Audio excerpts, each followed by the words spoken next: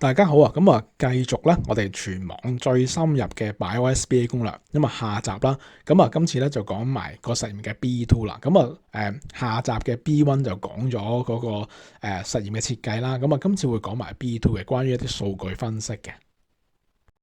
咁啊，正如我之前所講啦，咁啊做 SBA 咧，同你睇好多社會事件嘅立場一樣啦，咁啊都係無忘初心啦。究竟你最初係做啲咩嘢嘅？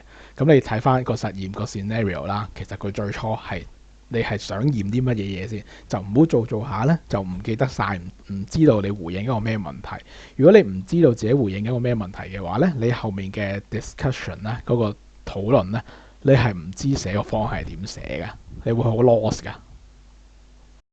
咁咧，大家記住咧，大家而家嗰個 case 係一個food industry 啦，食品工業，跟住咧就因為咧啲食物係有機會有唔同 pH 嘅，咁所以咧就我哋用呢個酵母去轉化嗰啲糖啦，將 sucrose 即係變做fructose 同埋 glucose 啦，即係將蔗糖變做果糖同埋葡萄糖，咁會增加個甜味嘅。咁但係個食物本身嘅 pH 值會對於呢個過程有啲咩影響呢？呢個就係我哋想研究嘅題目。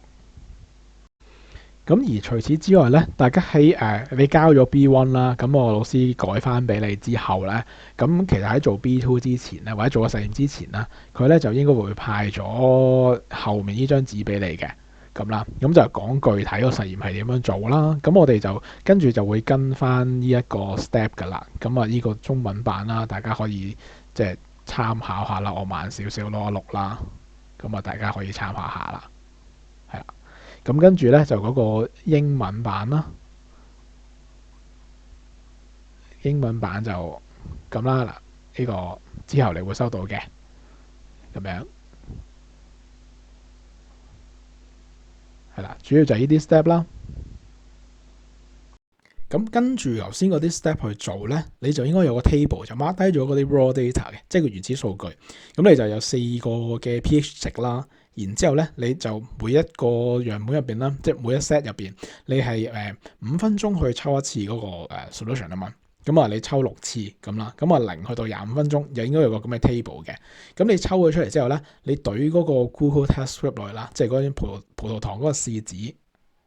咁就睇翻你用邊隻牌子啦，跟住嗰啲顏色你可以究竟分得有幾仔細啦。咁啊就斷估翻嗰個葡萄糖嗰個濃度啦，跟翻嗰佢嘅單位。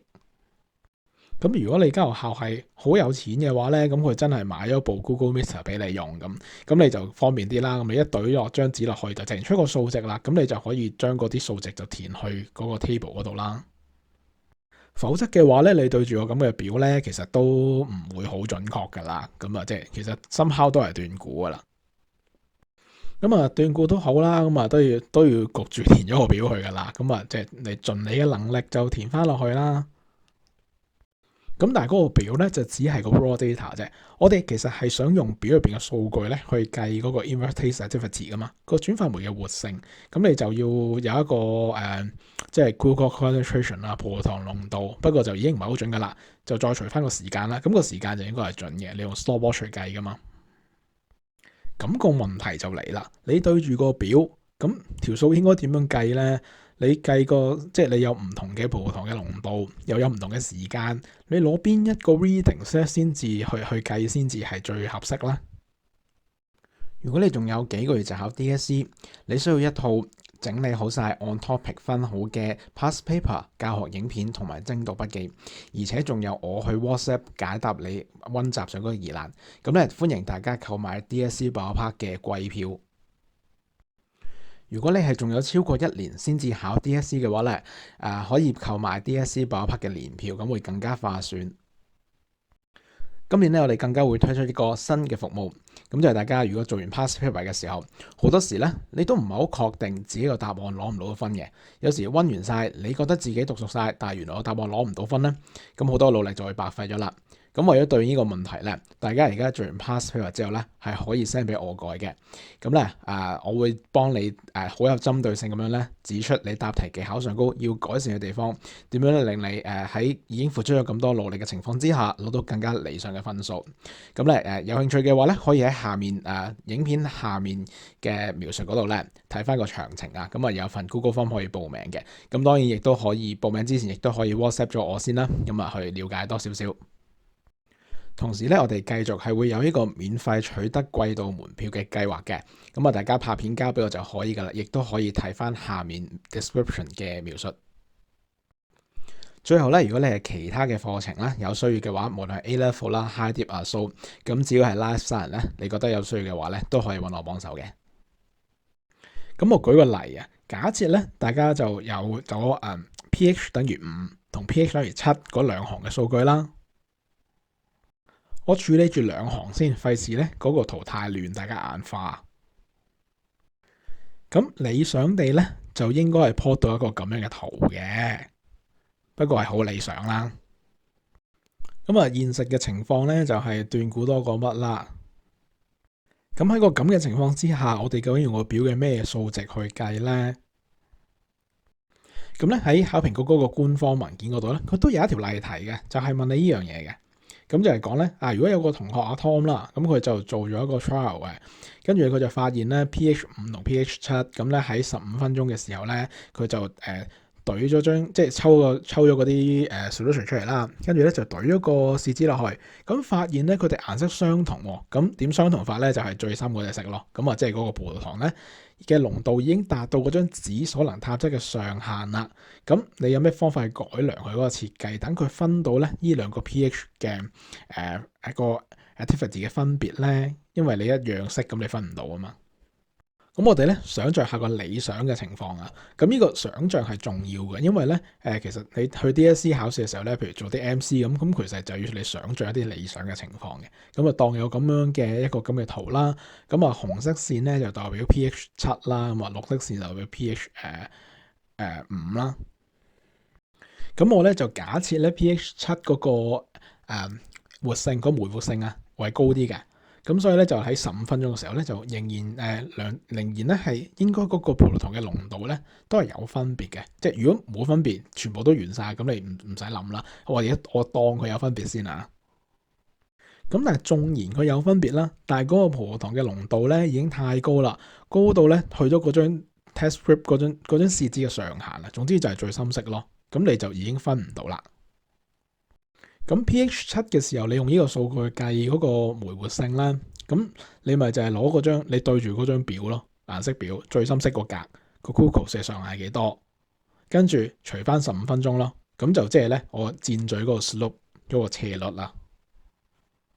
咁你會發現咧，因為綠色嗰條線啦，即係 pH 等於5咧，其實佢個 glucose 已經去咗嗰張紙嘅量度嗰個上限啊嘛，咁所以咧就你度出嚟嗰個，你計出嚟嗰數咧係一樣嘅，咁所以咧就分唔到咯，即係5同埋7 pH 就嗰個究竟有幾多 glucose 你分唔到。咁如果跟翻呢個 graph 咧，咁一個改良嘅方法咧就應該係你攞5分鐘嘅時候嗰個 data 去度咯。咁你攞5分鐘嘅時候，咁佢已經係去到五分鐘就我當佢已經去到嗰張紙 test 數嘅上限啦。咁就係嗰個上限個 glucose concentration 除翻5分鐘咯。咁除出嚟個 slope 咧就係而家嘅紅色箭嘴。咁而綠色嗰條線咧，佢未到上限啊嘛，咁就會係低啲一個低啲嘅 concentration 啦，低啲嘅葡萄糖濃度。咁你再除翻5分鐘，咁就你除出嚟數就會細啲啦。咁你兩樣咪分到咯，即係嗱都係唔準嘅啦，不過起碼分到先啦。佢而家有題目對你嗰個要求就係你點樣分到兩個 pH 啊嘛。咁如果你可以做再大啲嘅改動嘅話咧，其實你係應該降低嗰個 sucrose concentration 啊，即係你一開始嗰個落嗰個 substrate 啊。落去嗰個蔗糖嗰個即係呢隻酶嘅受質，你落去嗰個濃度，你應該落少啲蔗糖，咁佢咧就成個反應咧就會慢啲啦。咁就即係好似你而家見到咁樣樣，就攤長啲，而且咧佢最後咧嗰個產生嗰個葡萄糖嘅濃度咧個上限都會比較低嘅。咁嘅時候咧，如果你再攞5分鐘嗰個數值咧，咁啊，即係紅色嗰個箭嘴就係代表，即係嗱呢個就比較準確啲啦。咁呢個就係代表 pH 7嘅時候嗰個enzyme activity 啦。咁而綠色嗰個箭嘴咧，就係你攞5分鐘嗰個數據睇下 pH 5嘅時候嗰個 enzyme activity，咁你就兩個就即係分得會比較明顯啲咯。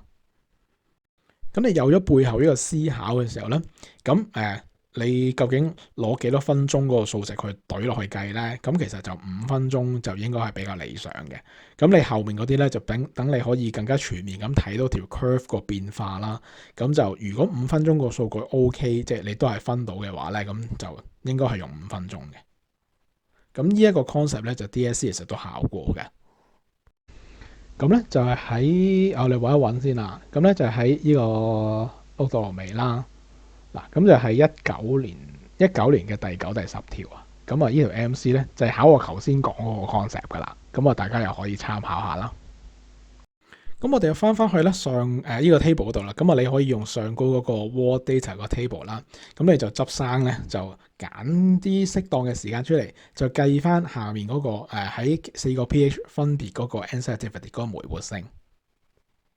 咁你咧就可以 plot 個 graph 啦。咁啊，個 x-axis 啦。即係個今次嘅independent variables 嗰個自變量啦，咁就係 pH。咁嗰個因變量咧，個 dependent variables 咧，即係個 invertase 嘅 activity 咧，就係擺喺 y 軸嗰度啦。咁你就可以 plot 到個圖啦。咁不過今次咧就你得4個 data point 嘅啫，其實就唔會好似書嗰條 curve 咁靚噶啦。咁如果你唔知點解勁得閒，咁跟住你連續做咗好多個 pH 個 interval 好窄嘅，咁你就會連到一條咁樣嘅線啦。咁呢個就係你最終呢個實驗嗰個處理過晒之後嗰個 data。經過咧一輪咁樣嘅數學處理之後咧，我哋睇翻 B2 嗰個assessment 所有 guidelines 啦，咁咧就可以滿足到咧呢一堆嘅performance 嘅表現噶啦。咁啊，我上集嘅時候都解過一次啦，咁你可以慢慢自己睇翻。我頭先咁樣做就係叫做滿足咗噶啦。咁呢個就中文版啦。咁啊，我唔再讀一次啦。咁然後咧就去到嗰個 discussion 嗰個部分啦。咁我哋最後咧就望住呢個我哋處理咗嘅 graph 啦。咁你有咩可以 discuss 咧？咁首先咧就係嗰個 trend 啦，同埋 pattern 啦。咁其實就係你講翻個 pH 係根據你嗰個實驗結果啦，個 pH 係點樣影響個 invertase activity 啦，即係嗰個轉化酶嘅活性。咁有啲咩可能嘅解釋啦？咁就又係講翻大家讀書讀咗嘅嘢啦，個 pH 啊，可能會點樣影響個 active site 等等啦。咁然後就睇大家真係做實驗嘅時候有冇啲奇怪嘅 data 啦。咁有嘅話就攞出嚟講下，睇下有啲咩嘅可能嘅原因啦。咁啊有啲咩改善方法等等啦。咁而家我就冇理由老作，我就冇老作到一個異常 data 出嚟啦。然之後咧就又係呢紮 keywords 啦。咁我哋就要即係你個 report 就你要高分，你就 high 到呢啲 keywords 啦。咁啊首先咧就係個 reliability 開始，即係佢可唔可信咧？即係呢一個實驗，咁我哋如果你重複好多次去 measure 嘅時候，係咪可以有個即係 consistent 嘅 result 咧？咁首先咧，今次咧你都可以話你係攞咗幾粒嘅酵母，即係攞咗幾粒嘅酵母珠啦，咁啊即係叫做去解決咗個 individual difference 啦。咁但係你本身嗰個 Google test paper 啦，嗰個葡萄糖試紙本身就真係唔係太準嘅。咁你重複量度咧，亦都有機會就個結果未必係咁一致嘅。咁另外你唔同人睇，亦都有可能有唔同啦。咁所以就係咪可以做到重複量度，跟住結果一致就即係有啲疑問嘅。咁你都可能比較下唔同同學，即係唔同組嗰啲 data，亦都可能較差異會比較大啦。然後咧，由於你唔係咁嗰張紙本身唔準啦，咁你量度出嚟嗰個 glucose concentration somehow 都係即係斷估嘅成分會比較大啦。咁同埋大家用隻眼去睇個顏色，跟住估翻，亦都係比較主觀嘅。咁唔同人睇，可能你覺得係唔同色都得嘅。咁同埋咧就係你今次你只係揀咗你4個 pH 啦，咁其實嗰4個 pH 都即係都幾闊嘅。你大概叫做有個譜嘅啫，即係個 optimum pH 係接近係邊一邊，即係酸性、鹼性定中性咁樣啦。咁其實就你要講到個具體數值咧，你呢個實驗就即係做唔到呢一點嘅。咁然後咧，呢一個研究咁佢即係有幾 general 咧咁樣咁首先咧就係我哋研究嗰個 pH 嘅範圍係唔係食物常見個 pH 範圍咧？咁呢個應該都係嘅。咁啊，因為去到3去到9咁，應該多數食物都應該唔會超出呢個 range 嘅。咁另外咧就係你酵母有好多種噶嘛，咁你今次揀咗一種，咁係咪每一種都一樣咧？又唔知道啦。咁另外咧就係我哋今次就淨係即係嗰個 solution 就控制咗 pH 同埋得 sucrose 得蔗糖啫。咁但係個唔同嘅食物樣本，佢可能有其他成分，因為其他成分可能影響呢個結果嘅喎。咁所以就我哋真係要攞翻嗰個食物嚟做咯。如果真係應用嘅時候，咁另外咧就係你唔係用純嘅 enzyme 去做啊嘛，即係你用個酵母嘅 yeast cell 去做。咁個 yeast cell 其實佢又唔係淨係得 invertase 噶嘛，即係佢唔係淨係得轉化酶，佢有好多其他酶喺度。咁另外佢喺度做緊 respiration 啦，做緊呼吸作用啦。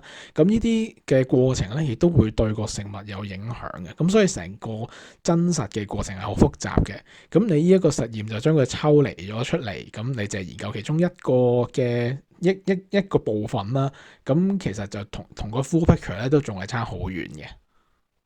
咁而正如上集所講啦，咁如果你要嗰個discussion 啦，個討論寫得有深度嘅話咧，你就要比較深入咁樣去探討咧，究竟今次個實驗嗰啲假設啦，即係嗰啲 assumption 啦，究竟係有幾大程度係真嘅？咁啊，佢會點樣？如果佢有所偏離嘅話咧，即係佢唔一定錯晒，但係佢又唔一定啱晒噶嘛。咁有所偏離嘅時候咧，咁點樣影響個實驗結果咧？你寫到呢啲嘢咧，咁你嗰個 discussion 就會有深度噶啦。咁然後咧 further study 咧，其實就係針對翻上一段講嘅嘢咯，即係譬如你呢種淨係用咗個酵母，咁咪話可以試下用唔同嘅酵母咯。咁你話其他食物成分有影響，咁你咪攞埋其他嗰啲成分嚟加入個實驗嗰度咯。咁當然啦，你會咁樣做會搞到件事好複雜啦。咁但係你寫啫嘛，唔係真係諗住做噶嘛。咁你咪寫咪寫下咯咁樣。咁最後咧就係個 conclusion 啦，咁嗰個結論就係其實回應翻你個實驗嘅目的啦。咁你回應翻最重要係呢一點，咁就 OK 噶啦。即係你要講翻究竟 pH 對於 invertase，即係對於嗰個轉化酶嘅活性有咩影響。咁最後啦，咁都係歡迎大家去留言啦。咁like share 啦。咁我下面嗰個置頂嗰個留言嗰度咧，就會擺翻咧我關於 SBA 就即係最近嘅更新嘅影片嘅。咁就可以大家撳翻落去就可以睇到我近期嘅更新噶啦。